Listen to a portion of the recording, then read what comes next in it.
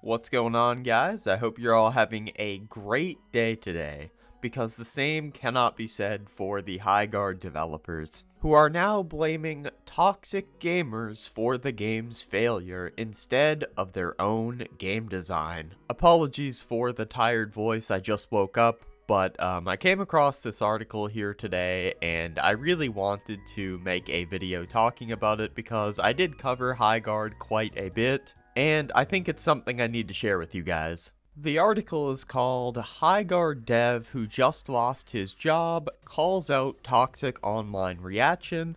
A former artist at Wildlight says Highguard and its team of passionate devs deserved better than this.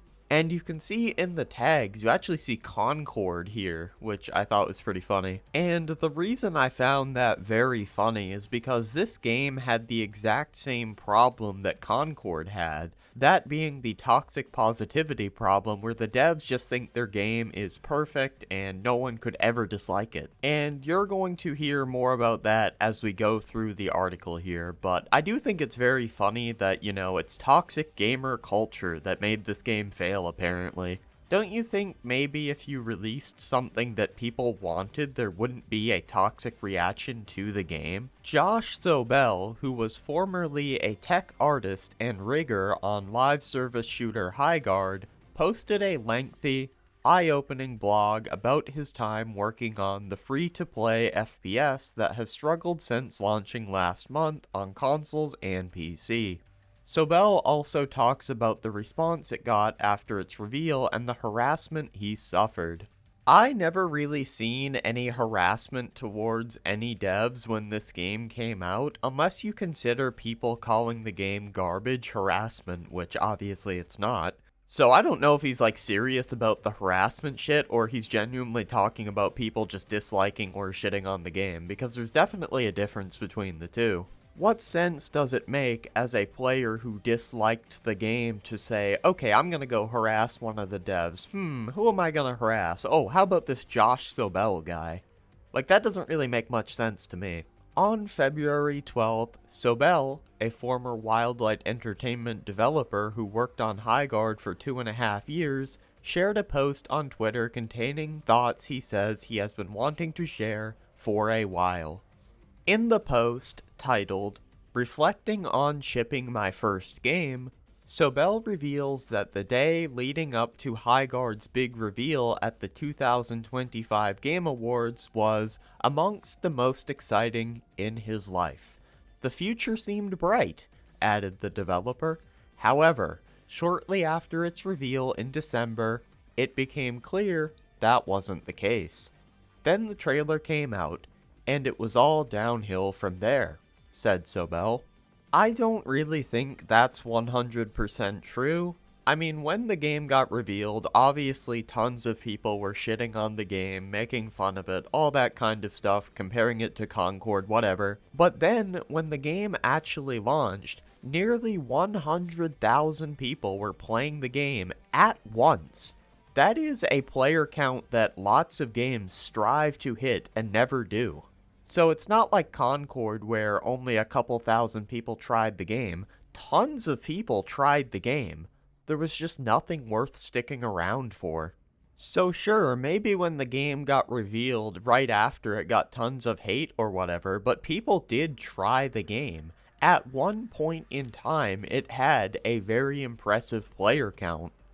The hate started immediately. In addition to dogpiling on the trailer, I personally came under fire due to my naivete on Twitter, which almost all of my now former co-workers had learned to avoid during their previous game launches. After setting my Twitter account to private to protect my sanity, many content creators made videos and posts about me and my cowardice, amassing millions of views and inadvertently sending hundreds of angry gamers into my replies. They laughed at me for being proud of the game, told me to get out the McDonald's applications, and mocked me for listing having autism in my bio, which they seemed to think was evidence the game would be woke trash. All of this was very emotionally taxing. A lot of these sort of comments just kind of come with being on the internet, unfortunately. Like, it's just reality. I've gotten so many similar comments, and honestly, I just kind of forget about them. Although I do find it pretty funny that he's getting upset over a McDonald's application joke, which I would not consider harassment. You know, maybe we could consider the, fucking with him for his conditions or whatever harassment, but really, a McDonald's application, man? Also, just a little bit of helpful advice here for you. Crashing out, doing anything, making posts like this when people are, documenting the failure of the game is not a good idea because it's just giving people more content. Sobel admits that there is plenty of constructive criticism about how the game was marketed, but said he didn't feel like it was his place to comment on that and stated that there is no way to know if the launch would have been better or worse without the Game Awards reveal. Regardless, after the trailer landed, Sobel says the game turned into a joke from minute one, and blames false assumptions about how much the trailer spot cost the studio. It was later revealed that Wildlight didn't pay anything. Game Awards founder Jeff Keighley just liked the game enough to include it.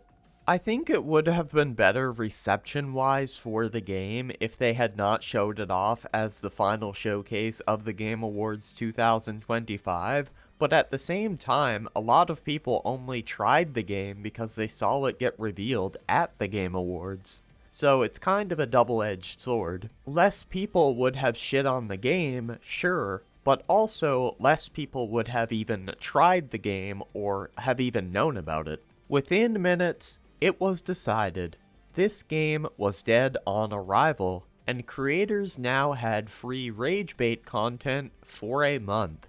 Every one of our videos on social media got downvoted to hell.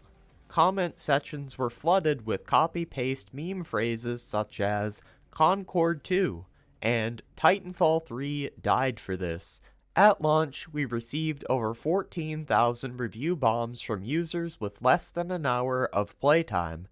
Many didn't even finish the required tutorial. I find it really funny that you just label every single negative video on this game as rage bait instead of actually taking the criticism in these videos seriously. Tons of us who made negative videos about this game added tons of constructive criticism. So many of us called out how uncreative the game was, how it just rips mechanics from everything else. Tons of us called out the fact that there was only one game mode at launch. Tons of us called out the fact that the hero's abilities were pretty much ripped straight from Overwatch. Tons of us called out the bland art style, but it's all just rage bait, right? And this right here is a perfect example of the toxic positivity going on within the studio. Everything that's negative is just rage bait. Our game is perfect. It has no problems. Like, come on, man. You complain about people downvoting your videos, but you didn't show off anything that people liked. Of course they're going to downvote it. Is this your first time on the internet? Have you not seen games get revealed before that people don't want? Back when Call of Duty Infinite Warfare got revealed, people were sick of Call of Duty jetpack games. They went ahead, they revealed another one, and as a result, the game got mass downvoted. So this is not something that's exclusive to smaller studios like Highguard. Even the big titans like Call of Duty can have this happen to them. And how do you not see the reaction to games like Concord and other live service hero shooter games, the negative reactions around these games? How do you not see that and think, okay, maybe we shouldn't do a reveal of the exact thing that everyone shits on? Or better yet, we shouldn't even make it in the first place because it's an oversaturated market that people are getting tired of. You complain about people copy and pasting the Concord 2 comment, but you don't understand why they are making it in the first place. You made the exact mistake that Concord made, which is making something that nobody wanted. The only thing I will agree with them on is people should have at least tried the game before leaving their negative review. People should have at least went through the tutorial and played 2 or 3 games to see if they actually like it or not. Me personally, I played 3 hours, and I did not. The former Highguard Dev didn't entirely blame gamers for the shooter's failure. but did suggest that gamers had a lot of power over what games succeed and fail. Well, no fucking shit. Yeah, no shit, gamers are going to decide whether or not a video game fails or not. They are your target audience.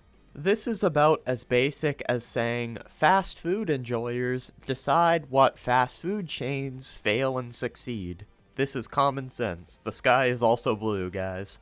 I'm not saying our failure is purely the fault of gamer culture and that the game would have thrived without the negative discourse, but it absolutely played a role.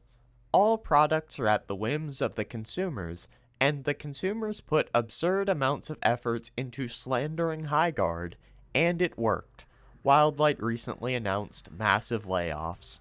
Just because you don't like what we're saying about your product you made, that does not make it slander. This is the problem. You guys have no ability at all to take any form of criticism. Many of Wildlight's former devs will now be forced to assimilate back into the actual corporate industry many gamers accused Wildlight of being a part of. Now, every time someone thinks about leaving the golden handcuffs behind in favor of making a new multiplayer game the indie way, they'll say, "But remember how gamers didn't even give Wildlight a chance?" Soon, if this pattern continues, all that will be left are corporations, at least in the multiplayer space. Innovation is on life support. This is probably the dumbest statement I have ever heard regarding this game. People didn't give the game a chance? Like I stated earlier in my video, people did give this game a chance. Nearly 100,000 people were playing this game at once, and nobody decided to stick around.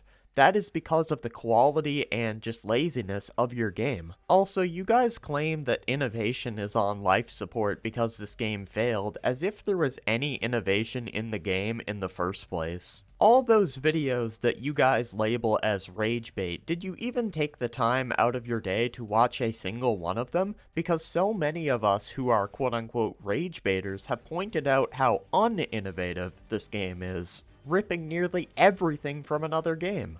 It's okay to borrow a mechanic or two from another game, that's fine, but you guys ripped everything from another game.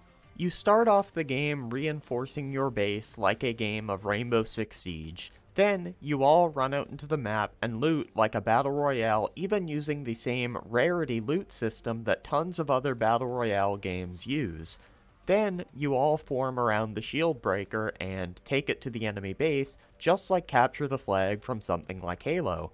Then you start a raid phase, which feels exactly like Search and Destroy from Call of Duty or Siege again. You have hero abilities that feel like they're ripped straight from Overwatch, even using the exact same ice wall system on one of your characters that an Overwatch hero had. Your shop system is pretty much identical to Call of Duty.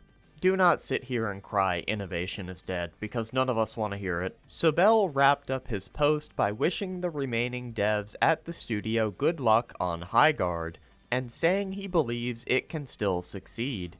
He also made it clear that he doesn't believe the game deserved what it got. Even if Highguard had a rocky launch, our independent, self-published, dev-led studio full of passionate people just trying to make a fun game, with zero AI and zero corporate oversight, deserved better than this, said Sobel. We deserved the bare minimum of not having our downfall be gleefully manifested.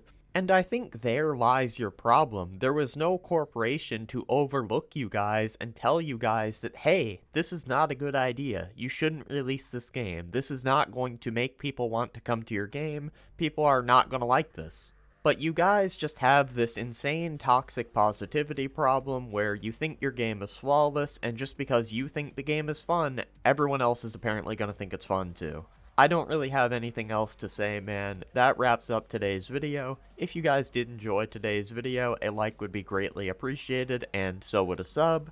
If you didn't like the video, you can leave a dislike and a mean comment, and yeah, I'm out.